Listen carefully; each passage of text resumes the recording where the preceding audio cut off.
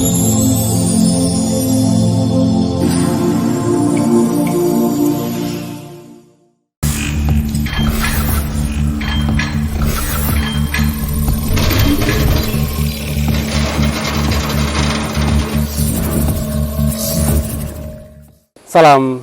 hormat, kita berjumpa kembali di podcast Carita Kampung. Dan di saat ini kita berada di Desa Sanleko di pantai, apa namanya Pak Dul, pantai ini? Taman Ria Jaya Bakti di Desa Sanleko. Dan kita akan berbicara hari ini tentang segala sesuatu yang berhubungan dengan pengembangan desa dan juga pelindungan alam untuk kelestarian bersama.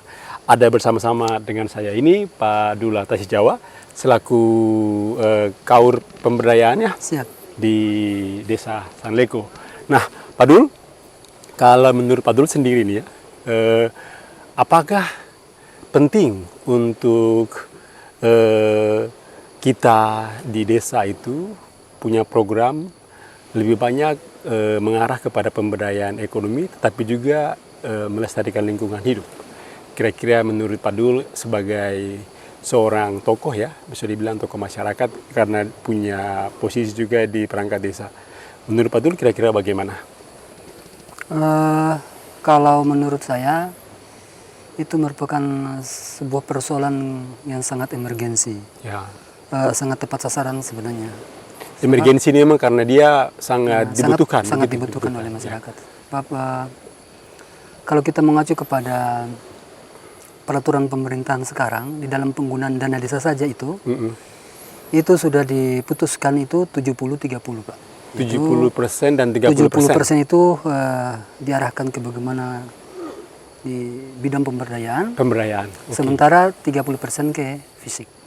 Jadi program yang memang sudah dilaksanakan oleh kedai masyarakat atau kemas itu menurut pandangan kami itu sudah sangat luar biasa dan itu sangat diharapkan oleh masyarakat. Kalau bicara tentang kaitan pengembangan peningkatan ekonomi itu sangat penting Pak, karena masyarakat ini bagaimana caranya kita mengarahkan mereka untuk bisa mendapatkan penghasilan lebih, itu tentu ada hal-hal yang perlu kita benahi. Di antaranya ada pemberian modal dan lain sebagainya, yang tak lain dan tak bukan adalah untuk peningkatan taraf ekonomi, seperti itu. Jadi sepertinya dia berbanding lurus Pak ya, kalau peningkatan ekonomi juga harus ditopang dengan kelestarian lingkungan atau alam, karena menurut Pak Dul sendiri ada hubungan tidak kalau misalnya ekonomi itu bangun terjalin tapi lingkungan rusak, itu kira-kira ada dampak atau bagaimana menurut Pak Dul sendiri? Kalau untuk daerah lain Pak itu saya memang tidak tahu, tapi kalau untuk di desa kami Pak itu sangat penting sebenarnya di kegiatan pelestarian lingkungan. Apalagi kami yang berdomisili di pesisir pantai Pak, apalagi desa kami merupakan salah satu desa persiapan untuk pengembangan pariwisata. Potensi alam itu sangat penting Pak. Potensi alam itu sangat penting bagi kami, karena kelestarian hutan menurut pandangan saya itu Pak sangat penting sekali. Karena kalau kami di pesisir ini yang pertama adalah bagaimana kami melestarikan hutan mangrove Pak. Karena hutan mangrove itu dampaknya sangat luar biasa. Karena di hutan mangrove itu Pak ada beberapa hal yang perlu saya sampaikan di sini. Satu, hutan mangrove itu yang pertama adalah sebagai benteng yang dapat mencegah terjadinya abrasi maupun erosi. Ya. Yang kedua, di hutan mangrove itu kalau untuk kami di desa ini Pak, itu adalah merupakan sebuah wilayah di mana masyarakat nelayan di desa kami bergantung hidup. Betul. Bergantung hidup. Berarti itu sejalan ya, kalau sejalan. Hutan mangrove tempat misalnya pemijahan dari rantai makanan ya. Tapi kalau dia rusak, maka otomatis kan ekonomi juga terganggu. Orang yang pergi untuk memancing ikannya mungkin juga akan berkurang dalam jumlah kuantitas ya Pak ya. Dan juga mungkin nanti akan berpengaruh kalau ada misalnya ada angin badai, ada angin air pasang misalnya kan. Jadi penting untuk menjaga kelestarian alam karena dia juga menopang ekonomi desa atau ekonomi masyarakat di desa sendiri. Iya. Nah, terkait dengan itu Pak Dul, ini kira-kira program pemerintah Desa Sanleko ini dalam skema dana desa yang tadi 70-30 itu sudah sampai sejauh ini ada kendala di mana Pak untuk pengembangan desa ini? Kalau untuk pengembangan desa untuk saat ini dari tahun awal 2020 Pak sebenarnya tidak ada kendala Pak. Tapi sampai 2021-2022 ini memang kalau kita bilang kendalanya sebenarnya cuma satu Pak, terjadinya musibah dunia. Itu yang menjadi salah satu kendala bagi kami untuk bagaimana memprioritaskan penggunaan anggaran dana desa itu untuk kemaslahatan rakyat itu sangat kurang. Jadi Pak. ini COVID-19 ini mengganggu semuanya. Mengganggu. Itu berarti sampai sekarang yang pemberdayaan itu harus dialihkan untuk menutupi masalah ini yang COVID-19 ini. Ya, begitu. Tidak juga Pak, tidak. Artinya pemberdayaan itu ada Pak, cuman skalanya sangat kecil. Skalanya sangat kecil. Iya. Berarti ada kendala cuman di situ ya, tapi secara prinsip di desa sendiri memang dari awal dia menyatu. Jadi pembangunan itu menyatu dengan alam. Artinya pengembangan ekonomi dan menjaga kelestarian alam itu dia berbanding lurus dengan tangan. Kalau dari masyarakat sendiri bagaimana melihat fenomena ini, bahwa biasa kan masyarakat kan ada di posisi yang penting jalan sajalah, tidak perlu mikir, yang penting jalan. Kalau masyarakat punya kesadaran, menurut Pak Dul ada sampai di mana tentang konsep itu? Kalau masyarakat begini Pak, sebenarnya masyarakat untuk Desa Sanleko, masyarakat nelayan sudah paham Pak.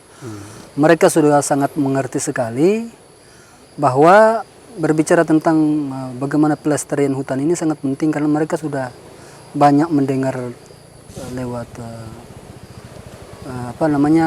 alat-alat komunikasi seperti televisi dan lain-lain sebagainya, itu bahwa hutan mangrove ini adalah merupakan salah satu wadah di mana tempat berkembangnya biota-biota laut. Kalau sampai hutan mangrove ini gundul Pak, otomatis pendapatan nelayan makin berkurang. Berkurang, otomatis ya, pasti berkurang. Ya. Kalau dibandingkan dengan desa-desa lain di pesisir Pak, kayak Sanleko, kemudian ada di sebelah desa apa nih mana? Siaoni ya. Desa Sanleko ini termasuk yang paling menonjol ya kali ya, dari kalau sisi di garis pantai, kemudian dia punya lokasi untuk nanti mau dijadikan objek wisata ini. Sanleko lebih menonjol kayaknya dibandingkan dengan desa lain ya. Atau menurut Pak Dul gimana? Lebih menonjol Pak. Karena memang kalau kita berbicara tentang garis pantai, itu hanya dimiliki, kalau desa-desa seputar sini hanya dimiliki oleh desa kami Pak. Berarti desa ini punya keunggulan yang tidak dimiliki oleh desa lain. Termasuk juga pohon kayu putih ya ini. Pohon kayu putih ini kan dia tumbuh sendiri atau ditanam Pak waktu itu? Tumbuh sendiri Pak. Tumbuh sendiri itu Pak? Ya. Tahun berapa tuh kayu putih ini tumbuh Pak? Kalau masih ingat? Ya. Untuk menghitung tahunnya saya juga saya tidak tahu. Karena ya kalau hutan kayu putih dari sebelum saya lahir, bahkan dari generasi-generasi terdahulu orang tua kami. Itu sudah ada ya. Sudah ada. Berarti dia tumbuh bukan kebetulan, pasti ada sesuatu di balik itu yang mungkin kita tidak tahu ya Pak ya. Jadi harus dilestarikan, dijaga karena dia punya nilai estetika. Dan juga kalau dijadikan desa wisata ini kan penting, karena belum ada pohon kayu putih tumbuh di pantai sendirinya Pak. Jadi ada potensi yang sangat luar biasa di Sanleko. Pak Dul ketika mendengar Kemas membawa portofolio pemodelan tentang pengembangan desa wisata San Kairete, Sanleko KKR Masarete yang dikembangkan secara bersama-sama, menurut Pak Dul itu berbanding lurus kah dengan program pengembangan desa wisata di Sanleko? Kalau sepak terjang Kemas Pak, jujur secara pribadi, kalau boleh saya berbicara konsep pribadi, Kemas ini menurut pandangan saya Pak luar biasa. Memang bukan sejalan lagi, tapi memang sudah sejalan dengan apa yang memang sudah dicanangkan oleh pemerintah desa. Tapi waktu pertama belum. Kalau pertama memang jujur pertama secara pribadi saya juga masih belum mengerti apa ini Kemas. Kira-kira sepak terjang Kemas ke depan itu seperti apa.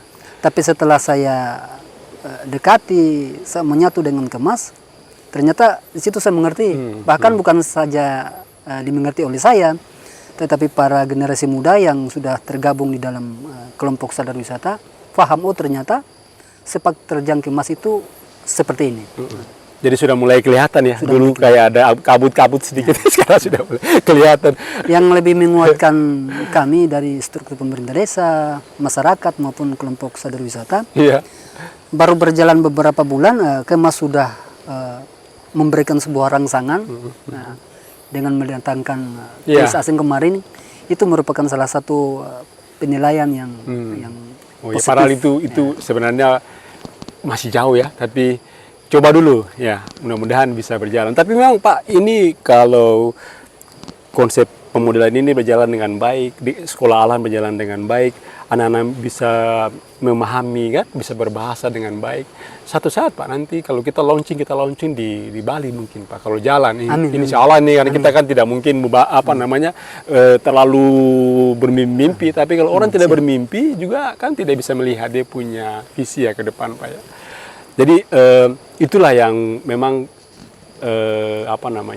kalau mau jujur bicara, pengembangan desa itu harusnya berakar di situ Pak.